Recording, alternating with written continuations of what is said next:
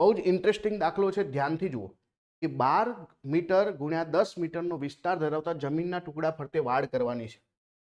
આ જે છે આપણી પાસે એવો કોઈ વિસ્તાર છે જેમાં 12 મીટર જે છે પહોળાઈ છે અને 10 મીટર જે છે લંબાઈ છે.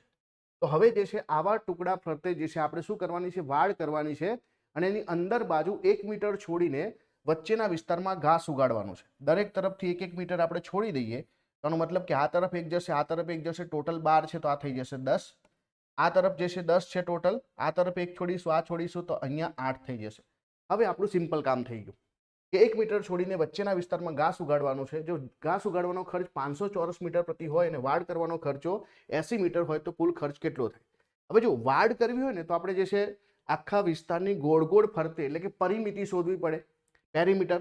અને પેરીમીટર જે છે લંબચોરસની પેરીમીટર શું થશે કે ભાઈ 2 ગુણ્યા લંબાઈ વત્તા પહોળાઈ. લંબાઈ અને પહોળાઈ કેટલી છે? 12 છે અને 10 છે, તો 12 અને 10 કેટલા થશે?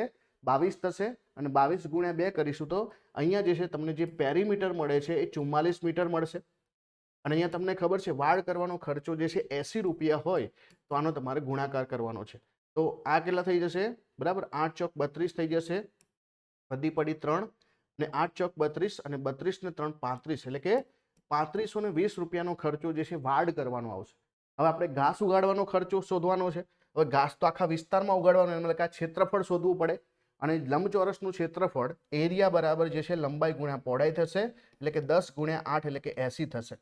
અને તમને કીધું છે કે આનો જે છે ખર્ચો પ્રતિ ચોરસ મીટર 500 છે, તો 80 ચોરસ મીટર એટલે કે 500 રૂપિયા ખર્ચો, તો 8 પંચા 40 થઈ જશે આ, બરાબર. તો આ જે છે 4000 અને આ થઈ ગયું 3530. તો ટોટલ જે છે સોરી આ જે છે કેટલો થઈ જશે? 2 અને 3 અને 8 પંચા 40 એટલે કે આ 40000 થશે. તો આ 40000 અને બીજું જે છે 3520 વાડ કરવાનો ખર્ચો, ટોટલ કેટલો થશે? ટોટલ જે છે આન્સર 43520 આવશે. અહીંયા તમારી ઇન્ટરેસ્ટિંગ બાબત શું હતી કે તમારે વાડ માટે તમારે પેરીમીટર શોધવું પડે અને જ્યારે અહીંયા ઘાસ ઉગાડવા માટે તમારે ક્ષેત્રફળ શોધવું પડે, બંનેનો સરવાળો. તો અહીંયા આન્સર આવી જશે આપણો 43520. સિમ્પલ દાખલો છે, ખાલી કેલ્ક્યુલેશન જે છે અગત્યનું છે.